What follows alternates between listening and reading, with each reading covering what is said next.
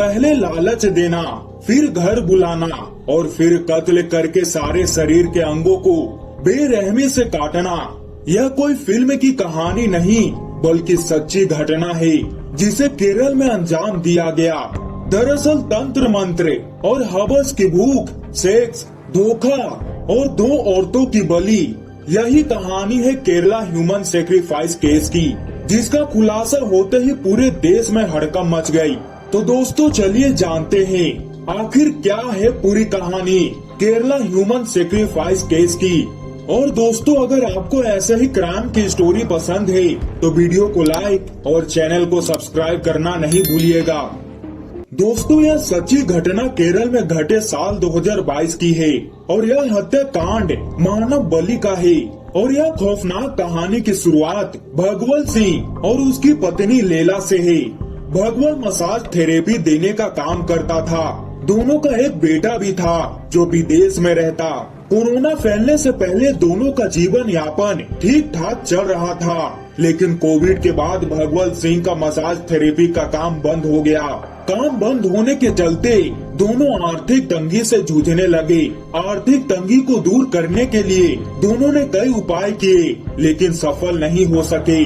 और पुलिस के अनुसार आसपास के लोगों का कहना था कि भगवल सिंह की पत्नी टोना टोटके में काफी विश्वास रखती थी और उसे कई बार टोने टोटके करते देखा गया। लेकिन इस खौफनाक कहानी का असली किरदार है मोहम्मद सफी और इस केस में इसी को असली मास्टरमाइंड कहा जाता है, जिसे एक साइको रेपिस्ट भी कहते हैं, क्योंकि इस मास्टरमाइंड मोहम्मद सफी का असली मकसद तंत्र मंत्र और काला जादू से केवल पैसे कमाना और महिलाओं से जिस्मानी संबंध बनाना था। और इसके लिए खुद ही साजिश रचता, खुद ही उसे अंजाम देता और इसके लिए वो नकली औरत बनता, जैसे कि भगवल सिंह और उसकी पत्नी लेला को फंसाने के लिए फेसबुक पर खुद श्री देवी बनकर उनसे दोस्ती किया। अपने हवस को बुझाने के लिए उसने तमाम हथकंडे अपनाए और यही वजह है कि 2 महिलाओं की नरबलि से पहले साल 2020 में यही सफी 75 साल की बुजुर्ग महिला से बलात्कार की कोशिश की थी, जिसके चलते उसे जेल भी हुआ। और इसके बाद सफी को अगले शिकार का तलाश था और सफी को अगले शिकार के रूप में फेसबुक पर भगवल सिंह मिला। सफी के फेसबुक अकाउंट का नाम श्री देवी था, जो कि एक फेक अकाउंट था। और भगवल सिंह श्री देवी के प्यार के झांसे में आ गया और उसी समय भगवल सिंह अपनी आर्थिक तंगी की कहानी सफी को सुना दी और उसके बाद शुरू हुआ खूनी खेल। और भगवल सिंह की कहानी सुनकर सफी मजबूरी का फायदा उठाने की प्लानिंग कर लिया और उसे एक तांत्रिक के बारे में बताया। वहीं भगवल सिंह और लेला को भी तंत्र मंत्र यानी काला जादू पर यकीन था। दोनों तांत्रिक के पास जाने के लिए राजी हो जाते हैं। इसके बाद सफी खुद ही एक तांत्रिक बनकर भगवल और लेला से मिलता है और मुलाकात के दौरान सफी ने दोनों से कहा कि आर्थिक तंगी को दूर करने के लिए उन्हें एक बलि देनी होगी, लेकिन वहीं भगवल सिंह और लेला बलि देने के लिए मना करते हैं। लेकिन सफी कहता है कि वह बलि के लिए व्यक्ति का इंतजाम कर देगा, लेकिन इसके लिए कुछ पैसे देने होंगे। और कुछ इस तरीके से सफी ने दोनों पति पत्नियों से रुपये ऐंठ लिए। पैसा मिलने के बाद सफी एक महिला से संपर्क करता है और वहीं पैसों के लालच में वह महिला मान जाती है। उसके बाद सफी गंदी फिल्म के नाम पर पहले उस महिला के साथ बलात्कार करता है और इसके बाद भगवल सिंह और उसकी पत्नी लेला के घर पर लेकर पहुंच जाता है।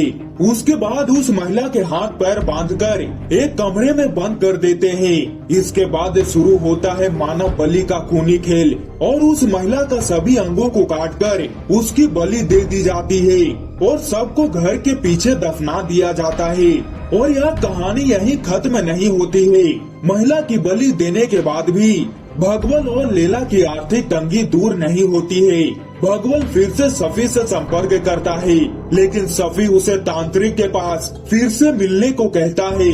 इसके बाद तांत्रिक दोनों को फिर से बलि देने की बात कहता है।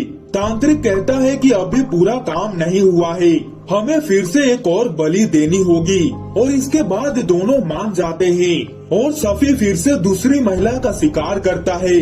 ठीक वही तरीका, पहले महिला को लालच देता है और उसके बाद बलात्कार करता और उसके बाद नर बलि के लिए भगवान और लैला के घर पर लेकर आ जाते हैं और वही तांत्रिक एक और मानव बलि चढ़ा देता है।